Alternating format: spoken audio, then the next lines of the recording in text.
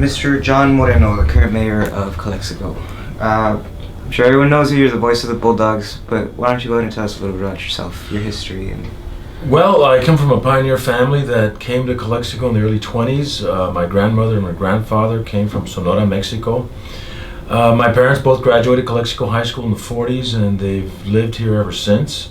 Our family had a grocery store many years down on 2nd and Heber, the Super Shopping Apple Market, and it allowed us, 5 kids, to go to school and continue with our education. I went into the field of teaching, and I was a teacher for 10 years from 1988 to 1997. Then I became a high school vice principal in 97, and then I transferred over here as a principal. I graduated San Diego State in 85. I got a master's in 97 in educational leadership.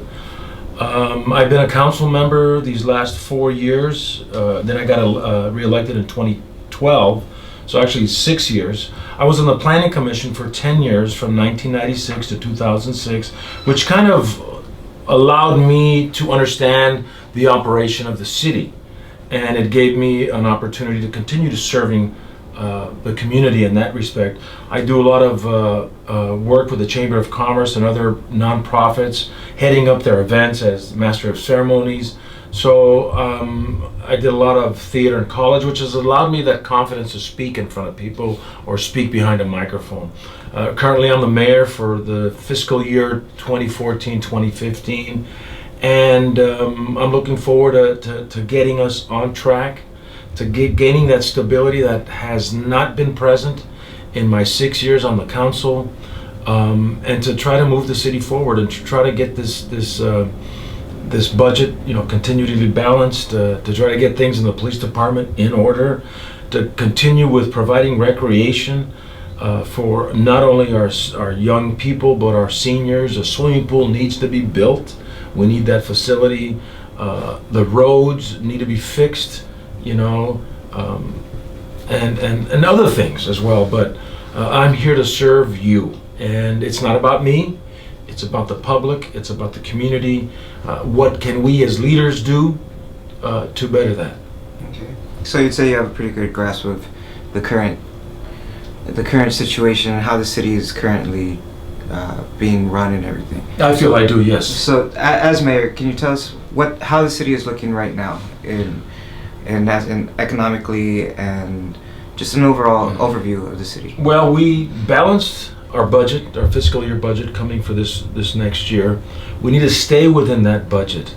However, there is something that is really not a thorn in our spine, but it's something that we shouldn't be in, and that is our JPA Performance Improvement Plan. The Joint Powers Insurance Authority, which is an insurance company for municipality and other government agencies, sent us a letter last week. I called John Shull, the chairman, and I explained to him what was happening. We were supposed to meet, all 5 city council members, in September, but through contacts with the city manager, Richard Warren, that meeting was postponed until November 18th. And November 18th is when all 5 city council members have to travel to La Palma, California, which is in Orange County, and talk to them about what we are doing as a city council to be in compliance with that improvement plan. We have not been doing very well with the turnovers of city managers. And that was one of the big roles and responsibilities that we as council members must remove ourselves from getting involved with personnel matters. That is the city manager's job. I read a letter, or highlighted some parts of that letter last Tuesday at the regular session meeting. And I tried to tell Mr. Kim and I tried to tell Mr. Castro that they were in violation of this improvement plan. And they have been in violation. Since we met with them earlier this year in February, we had a meeting with them. It was a retreat, but we couldn't go on because Mr. Kim and Mr. Castro were not in attendance, when they knew very well that this was an important meeting to be at. They gave some excuse, which I'm not in agreement with, and did not show up. They had to reschedule another meeting, and I believe everyone except Mr. Castro was in attendance. I can't remember, but they did schedule another that we had. Oh no, I'm sorry, he was. This one was at City Hall. Mr. Kim's main gripe was that, why are you having it at Denny's? People can't go, they have to eat, and which was a total baloney. So we had it at City Hall, and we spent a Saturday from 8 a.m. to 3:30, 4 o'clock in the afternoon. And we went over item by item by item by item what we as a council were responsible for.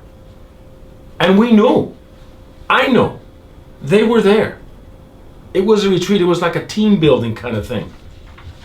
But somewhere along the line, in the months of May, when we had the turnover with Mr. Rodriguez and Mr. Takata and then Mr. Warren, things started breaking down.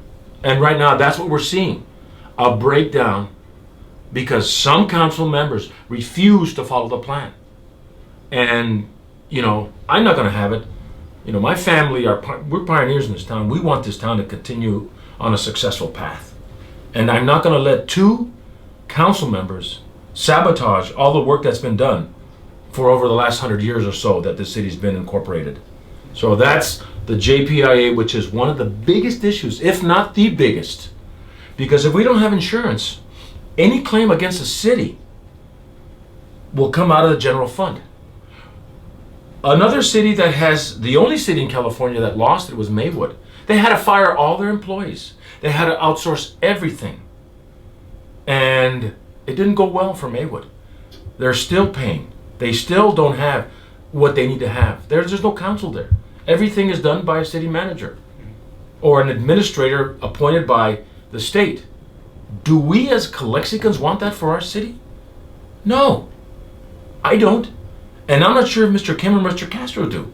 Maybe they don't understand the concept of the seriousness that's involved here. And I hope to God that they do, and they go to that meeting when we're supposed to present ourselves. But that's in a nutshell, that is the pressing issue right now, today, JPIA. October 27th, 2014, JPIA. JPIA. Now, this meeting on, and later on this month, it's there that they're going, I have the letter here, it says, the executive committee will be considering whether to issue a notice of intent to terminate the city's coverage as of January 1st, 2015. What can you and your council members do between now and November, it's actually November 19th, to help the committee, persuade the committee to not notice that letter of intent? Well, they've got to, one of their issues, they've got to stop getting involved in personnel matters. They've got to let the city manager do what we hired him to do. That is to manage our city and to lead our employees. That's it. That's all they've got to do. They've got to take a step back, and if Mr. Warren wants to get a new police chief because the previous police chief wasn't doing his job, let him. If Mr. Warren wants to get a new fire chief because the fire chief is not, well, I know he's doing his job, it's just an example, let him. We, as a council, hire the city manager to run the city. We are not experts in city business on day-to-day operations. We're policymakers. We oversee a budget and we make changes in that budget, and that's what we're supposed to do. That is why we got elected, to bring ideas, to solve problems, not to create them. And that's what this council has done, is created a great number of problems that has not been experienced in any time of its history. So if Mr. Kim and Mr. Castro step back, let the city manager do his job, we should be okay. But they need to understand that first. I understand it, Mr. Hurtado understands it, and I believe Mr. Hodge understands it, because he's from Maywood, okay? But we have to make sure that two of the council members who have been in constant opposition and very critical of our staff, they need to understand their roles and responsibilities. And that is to take a step back, let the city manager run the city. And we provide direction, we set policy, and oversee the budget. And that's basically all we have to do. Now, jumping over and kind of segueing, you mentioned budget. I know the budget was a big issue for a while, and the budget presented by Mr. Warren was general fund balanced. Right. You know, a zero balance budget. However, it seems one of the one of the problems that plagues the city is, apart from the loss of money, the big overtime and all that stuff. There's little things that seem to just constantly happen in the city that pull a small mistake with the ballots that cost the city $35,000. A small mistake with the wastewater treatment plant that could have cost the city millions, but luckily is being brought down, being worked on.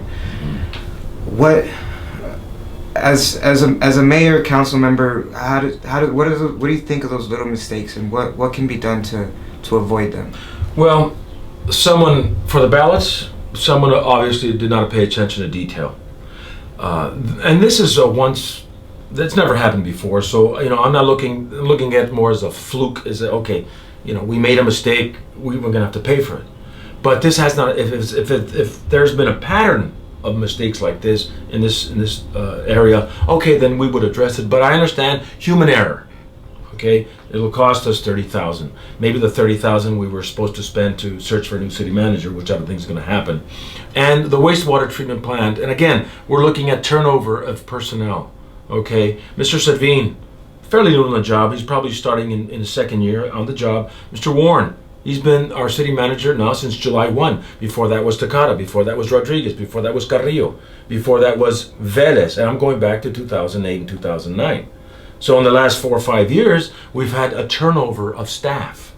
Okay, so the stability that the community needs has to happen for some of these errors, if you will, to be rectified. I know that is a fact. If we don't have the stability in the administration, things are going to fall apart, and they have. So I think once we get a handle on that, then things will start coming together. But yeah, I agree that there have been mistakes, but has there been a pattern? Well, if we think of other instances, we can see a pattern. But I know that these ballots was an issue. It's going to cost the city. But we corrected it. It was a costly mistake, but we still corrected it because we want to do the right thing. Okay, so we need stability on the top. We need stability in the department heads, and if we don't have that, things will fall apart. Right. And you mentioned stability, and in speaking with community members, it seems that there's no faith that stability can return, especially when you see city council meetings where there's yelling from the audience, there's yelling between council members, that you as a mayor whose job and role it is to keep it control, you have council members yelling over you. How do you address that issue? How do you bring that confidence in the city leadership back to the people? There needs to be structure in the meetings, and I think structure was lacking. And so now that they're used to this new type of structure, which I'm incorporating because I've have experience running meetings in the planning commission, being mayor before in 2011 and 2012, and seeing how other mayors do. I watch film, I watch how other mayors handle their meetings, and I believe the structure and routine need to be a big part of what we have. We haven't had it before. So now that we have it, people need to get used to it. And I believe after the last several meetings where there was standing room only, people understand the time limit, people understand who's in charge, and they're not going to be talking from the audience. And I think that was more evident in previous mayorships than now. Now we're getting to see structure, routine, and someone being consistent. And that's what needs to happen. And that what needs to happen as every time we have a meeting, we need to follow Robert's Rules of Order. Okay? There is a way of going about conducting business.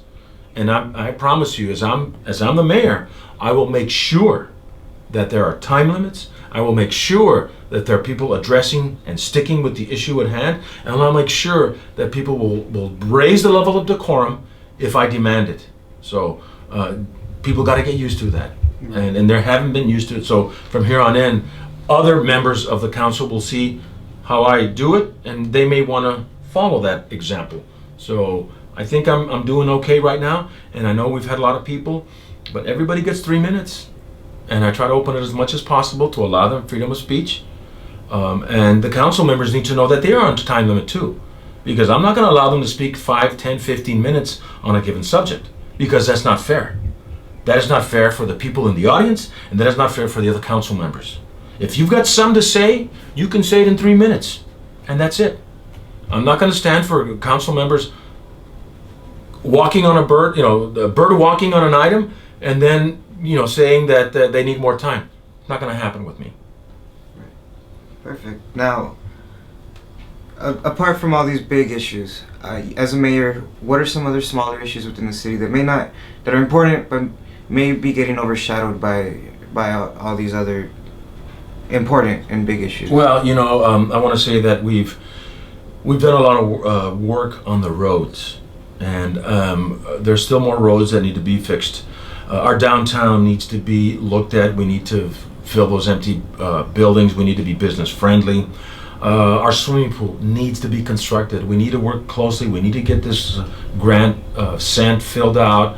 We need to do our part as a city, and the school district needs to do their part as the school district to make sure that this swimming pool is built. And that needs to move forward. It's been too long. And I think that's already in the works. We need to make sure that we look at this firehouse that needs to be built. Our firehouse for our firemen is in deplorable conditions. Our parks, we've already bonded $2 million to make sure that we fix not only our parks for leisure, but our parks for sports. We need to really take a look at those, a hard look at those, and try to make sure that they are in condition and safety for our athletes. Also, the concept of getting along and working as professionals among the council. I mean, if we have that, if we have a sense of trust and a sense of cordiality, if you will, with other council members, I may not agree with you, but that doesn't mean you have to take it personal. This is business. I may not agree with you. Let's agree to disagree. And I've been trying to hold to that as well. Otherwise, business is not going to get done. If I look at an item on the agenda and I think it should be dealt in a certain manner, and another council member thinks it should be dealt in a different manner, that's fine. I will respect his decision. But to try to convince me and to try to overpower me, it's not going to work. And the council must get along too, because the perception the community has is that we're always infighting, and that's not good either. So again, they need to, like I said, understand roles and responsibility. It starts at the top. It starts with us. And if we don't understand that, then there's going to be things that are they're going to be breaking down again. So we need that recreation. We need the parks. We need the streets. We need to have a clean city. We're on the road to a safe city.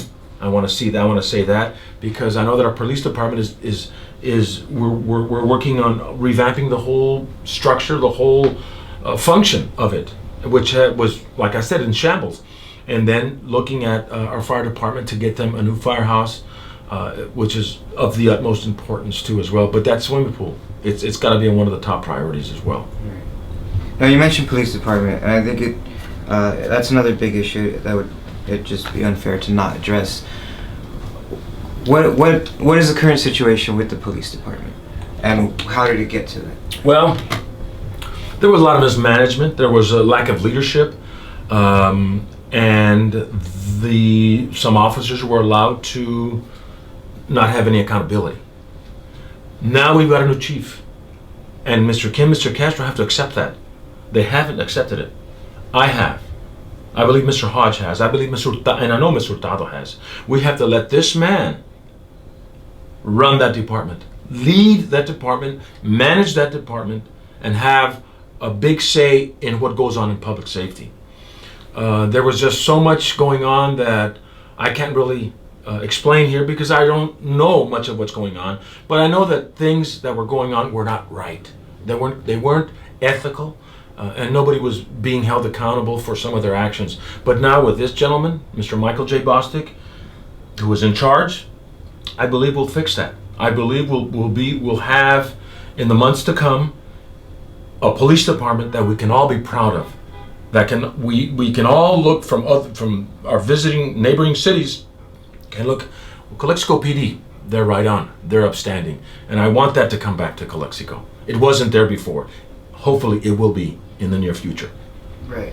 And opponents of both Mr. Warren and Mr. Bostic one of the biggest criticisms that you read about online, or or are vocal about it, they say, why do we need these outsiders? Why do we need to bring in people? How did it get to the point where outsiders were needed?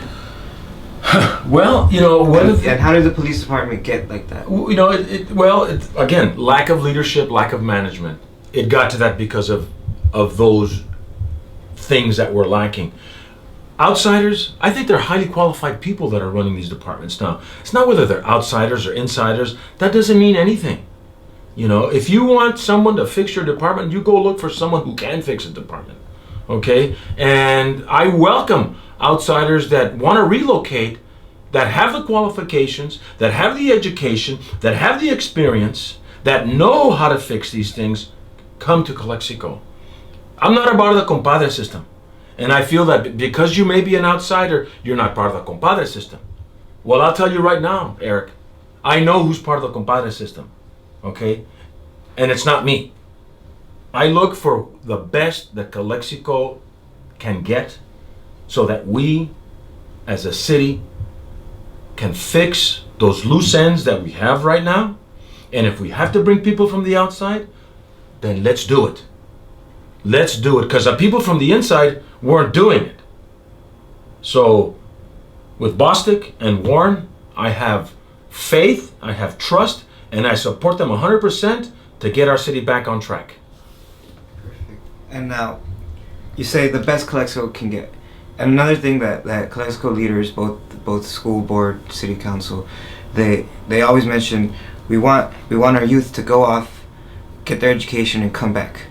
And a lot of times, the best Calexico can get is people from here that have gone on. Mm-hmm. But how do you attract those people back? How do you keep them here? Well, you're looking at an economical issue that I was talking with someone, one of my fellow administrators from the STEM, which is science, technology, engineering, and mathematics, that there's going to be jobs in 2020 over, I don't know what he said, 150,000 jobs in California, that they were not going to have anybody to fill them. We have, as a city, as a county, as a region, have to look at those types of industries so we can get those high-paying jobs, engineering, science, technology, mathematics, and get those people who majored in that in college and university, and attract them to come back to their hometown. Engineers start making 75, 80,000, 90,000 a year. You have the Imperial Irrigation District, you have some planning and development businesses, some other engineering businesses that allow for that, but there's not that many. If we look at industries that would allow us in manufacturing or light manufacturing, that would employ these types of students, or not students, but college graduates, that would be a way to bring them in. We also look at business, accountancy. We also look at the medical field. And the medical field is a field because, let's face it, everybody's growing older, and there's more people, living longer, and so that also needs to be looked at as well. And so the medical field, the science, technology, engineering, mathematics field, we've got a lot of government jobs. And that's basically what sustains the community, other than agriculture. So we need to look at those types of industries and welcome them with incentives. I know they used to have tax credit incentives for people willing to relocate in our industrial zones or enterprise zones, and we need to continue focusing on that.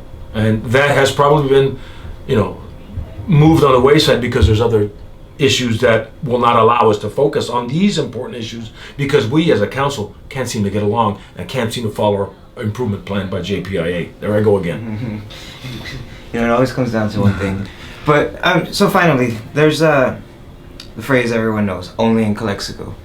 It used to be something you could be proud to say, but now it's taken a negative connotation, only in Calexico. As a mayor, as a council member, as a community member, someone that's you're part of this, what can you do, or what do you think can be done in the next year to bring that phrase back, to take it back for a positive? Only in Calexico came about in the mid-90s by then city manager Alex Armenta, who was having similar issues to what we're having now, the divided council, too many politics in the city business. And he had mentioned it at one meeting or in the newspaper, and it got quoted. And it has taken on a negative connotation. Why? Because we've allowed it to take on that negative connotation. There are good things that are happening in Calexico, but you know what? Like Shakespeare said, the good that men do is often interred with their bones. The evil lives after them. And that's a quote from Julius Caesar. And so we could do 100, 1,000 good things, but a few bad deeds is what people remember. And we need to get over this by doing good deeds and trying to focus more on the positives that are going. The first phase of the Grand Plaza Mall, the second phase of the Grand Plaza Mall, the third phase of the Grand Plaza Mall, the widening of Anza Road going out in that direction, the widening of the county road so people can come in from other areas. The expansion of 98 as they're going with Caltrans is going to happen. The expansion of Cesar Chavez Boulevard, making it a 6-lane thoroughfare.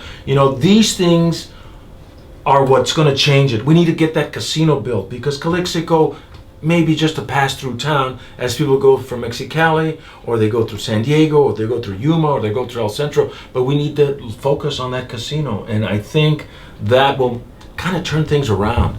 It will allow people another form of entertainment. We need more industry, light industry or light manufacturing. That also needs to happen. But once we get over this little hump that we are on with the animosity among the council, then we can focus on the positives. Then we can make sure that these things that we have in plan to happen will happen. So, sometimes I say only in Calexico to focus on positive things. We do have some good things in this community, but like I said, people forget about them and they only focus on the negative. And you don't see that with El Centro, you don't see that with Brawley, our neighboring cities of the size that they have. But because we're unique and we've got the most potential of any other city in this county, because we are a border city with a city of 1 million people, where two downtowns meet up back to back. To me, that speaks volumes on what can happen. But we gotta, as a council, guide the leadership in the staff to make sure it happens. If we're not guiding him, if we're just saying no to everything, nothing's going to happen. And we've seen that. So, this election coming up is very important. And the election coming up in 2016 as well. If we want the dynamics of this community to change, it all starts with the 5 members of the city council. And if they're willing to look at themselves and say to themselves, you know what, am I doing what's right for the residents? Intrinsically, ethically, morally, am I doing what's right? They got to ask themselves that question. And then they got to act on it. So yes, once we change ourselves on the council and move in a more unified manner, then we will get rid of that stigma, that negative connotation of only in Calexico.